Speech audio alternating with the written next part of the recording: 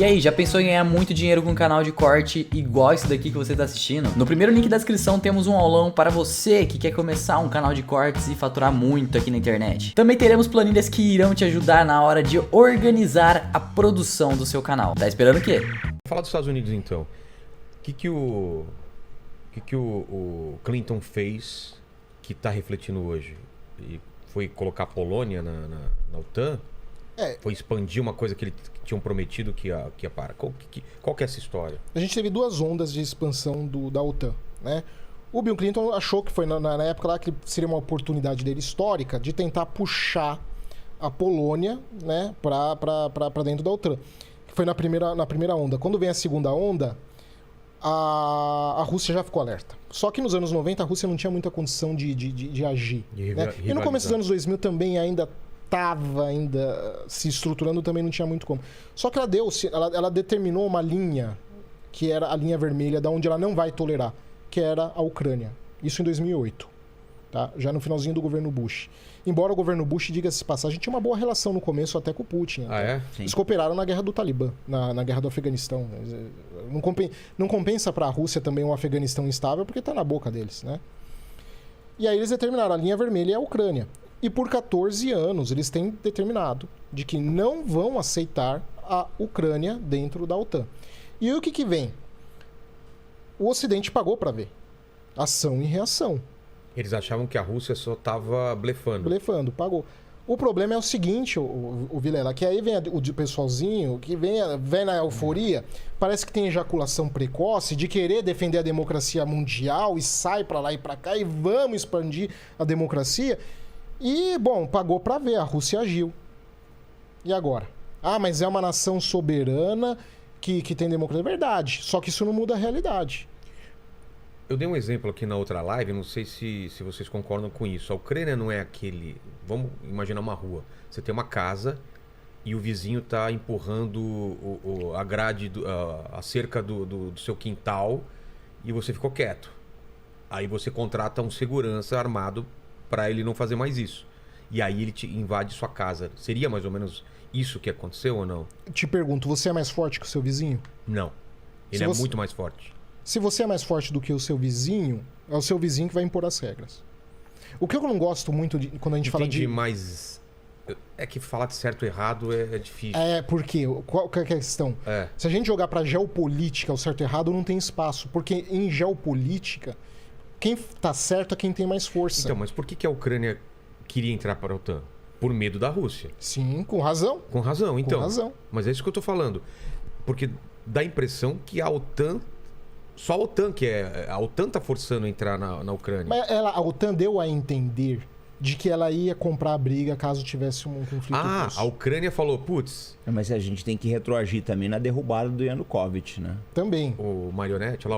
Não, o Yanukovych era o presidente eleito na Ucrânia, pró-Rússia, 2013, 2014, houve a revolução do Maidan, ele foi derrubado. Foi um golpe mesmo ali que eles fizeram, jogaram muito dinheiro, etc. Né? Quem que estava por trás desse golpe? Já Estados sabe? Unidos, Estados Unidos, União Europeia, etc. Aí o professor coloca... Assim, até onde eles estavam envolvidos, a gente também não sabe. Não sabe. Teve um reconhecimento também, pra gente não entrar também naquela coisa de, não, porque a CIA patrocinou. Pode ser como pode não ser também. A gente não tem ainda muito documento com relação a isso. A gente sabe que houve um reconhecimento. Sim. Que foi e houve uma forçação em cima ele. dele também, Exato. que ele não podia usar o exército contra os manifestantes, etc. Mas o que acontece? Dali pra frente a coisa... Porque é aquilo também, né, pessoal? O Yanukovych era um corrupto? Era. Mas o Zelensky também é patrocinado pela plutocracia ucraniana. Não tem muita diferença de um pro outro. Não, a oligarquia ucraniana ela é criminosa. Ah, é? Ligada a Ucrânia, assim como a da Rússia. É uma Somália mal comparando, né? Tirando assim as equivalências, eu acho que é a Somália da Europa, porque não tem ali... Lógico, você tem mais regras, etc. Mas é um país dominado. Você tem muita criminalidade ali, você tem pouco controle governamental, que ele estava Para os padrões europeus é muito. Europa. Aliás, não só a Ucrânia, né? Mas até hoje os Balcãs, a Romênia é um problema gigantesco de crime organizado. Quase todos os países do Balcãs ali, Bulgária, Sérvia... E exportam, inclusive, pro Croácia, Ocidente, né? exatamente. Até hoje é um problema muito sério. Começa a situação melhorar razoavelmente daqui para lá, em termos de criminalidade organizada. Mas não é que melhora também porque eles têm menos crime organizado. É que a estrutura do crime muda também. Não é um crime tão violento. Né? É um crime mais de colarinho branco, digamos Então assim. a gente tem essa expansão da OTAN, aqui Polônia, depois aqui Lituânia, Letônia e Estônia. Ucrânia era uma coisa que sabia-se que estava mexendo no barril de pólvora, se a OTAN viesse para cá, e mesmo assim continuar as negociações. Qual seria a alternativa para isso? Tendo em conta que a Ucrânia tem medo da Rússia, mas também não poderia se aliar à OTAN. Qual que seria uma outra alternativa para não ter esse conflito? O que eu acho até que vai sair de acordo agora, tá? Isso, tô especulando, vai ficar gravado, depois vamos ver se eu acerto. Putin fez 4 exigências, certo? O que eu acho...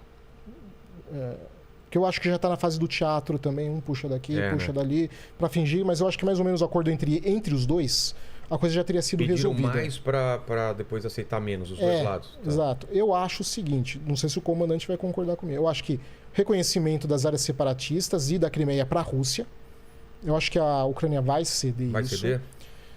A garantia da Ucrânia não entrar na OTAN, a Ucrânia vai dar isso. O presidente até já falou isso, né? Já falou. E o que eu acho que vai ser contra para não sair de uma Ucrânia derrotada e aí dando a impressão de que a Rússia está disposta a negociar, da Ucrânia entrar na União Europeia. Ou talvez como um status especial. Mas eu acredito que vai ser, você não entra na OTAN, deixa você entrar na União Europeia. Eu acho que vai ser mais ou menos nessa direção. Não, eu acho que é o ideal também, professor, mas o problema que a gente pergunta assim, será que precisava ter chegado nisso? Esse aqui é o problema. Precisava. Não era mais fácil a Ucrânia ter submetido um projeto de lei arrado ao parlamento deles, dizendo, olha, nós não vamos entrar para a OTAN, e desarmava os argumentos do Putin. Desarmava. Agora, precisava ter chegado nisso, eu não sei até que ponto, né? Porque quem vai pagar a conta não é o Zelensky, né? São civis ucranianos. A grande vítima de tudo são civis da Ucrânia. Mas porque eles foram levados a acreditar que a OTAN ia dar esse resguardo para eles e que não deu. E você acha que não vai dar? Mais do que jogar armamento lá e inundar lá de armamento, eu acho muito, muito improvável. Que, por sua vez, é o que você colocou aí. Eu acho um problema tremendo. Porque esses armamentos, eu vi um caso aí de e quase ninguém comenta, né? Sim, o pós até aparecer, né? Porque ninguém... Professor, mas é o velho problema. A gente não pensa nas consequências. Tinha um político brasileiro que ele falava, o problema das consequências é que elas vêm depois, né? Isso é maravilhoso. Não, né? Mas Vilela, é o velho problema. É porque a gente, lógico, a gente é mais analítico, né? A gente pensa nas consequências, a gente trabalha todos esses cenários. Mas eu tava vendo um caso de um rapaz que foi voluntário, que o pessoal chama de mercenário, mas na verdade os caras são mais voluntários. Eu não sei se estão pagando essa turma não, mas enfim... um voluntário aí de um país sul-americano que ele foi pra lá e falou que tava uma complicação pro armamento chegar no pessoal. Pra você entregar efetivamente. Eu não sei se aquele fuzil que chega do Ocidente vai parar na mão de todo mundo, porque a gente tem esse problema da criminalidade que o senhor colocou aí. Até que ponto? Você tem garantia que você vai entregar esse fuzil pro comandante de batalhão que vai chegar lá no soldado ou que ele vai pegar, botar no caminhão e falar, meu amigo... Caminho da Síria, caminho de sabe-se Deus de onde, ou entregar para os próprios russos, você não sabe. Na guerra do Vietnã tinha esse problema. O cara tinha 3 mil comandados lá, o general sul-vietnamita, ele colocava na planilha dele que ele tinha 8 mil. O excesso ele embolsava. A gente não sabe como é que isso vai se comportar. O professor que estuda o crime internacional, ele colocou uma coisa que é uma grande verdade. O Leon Peta colocou uma coisa que é uma grande verdade. O dia que isso aparecer... né? Num país do Ocidente aí, ou na fronteira com os Estados Unidos, ou mesmo aqui na América do Sul, a gente vai começar a pensar o que está acontecendo, cara. Né? O que foi essa guerra aí? Porque eu vi um caso aí, o rapaz estava falando que ele chegou lá, acho que deram 10 cartuchos de munição para cada um. Você não faz nada com isso. Você não faz nada com isso daí. Eu tô lançando um vídeo hoje à noite com estimativas da Casa Branca de quanto que foi dado para os ucranianos desde o início do governo Biden. São 2 bilhões de dólares em armas, tem milhões de cartuchos aí. Mas não sei se está chegando para todo mundo na linha de frente. Então eu temo por aquilo que o senhor colocou bem. Né? Eu não sei se esse material vai ser desviado. Se for, nós vamos ter um problema muito sério. Não, e estamos falando também desses caminhos desse armamento, né? Que você está pegando aqui na fronteira... E os russos estão tentando Atacar a logística. E aí fica cada vez mais complicado de eles, por um erro ou por alguma coisa, acertar a Polônia, e aí a OTAN vai ter que... E ainda tem a questão dos caças, que a Polônia está disposta a ceder para a Ucrânia. Ah, é? Que aí tem a discussão de como que vai ser feita a entrega desses caças. Alguns estão discutindo desses caças serem MiG-29, né? Serem desmontados na Polônia. Nossa. Não precisa anotar nem... Não? Serem desmontados na Polônia, serem entregues por terra em containers na Ucrânia, em aeroportos controlados ainda pelo exército ucraniano, para aí serem usados. Só que, sabe, considerando isso, obviamente os russos vão atacar esses veículos, não são besta. Mas, por outro lado, há alguns, e daqui vem a minha preocupação com os Zelensky, que sugeriu até, de utilizar bases aéreas na Polônia com os veículos MiGs já construídos para atacar posições russas. Aí Percebeu o tamanho da treta? Aí eu acho que Porque o Zelensky também tá jogando muito pra torcida. Claro. Ele quer que a guerra se prolongue, que tá no papel mais ou menos dele, né?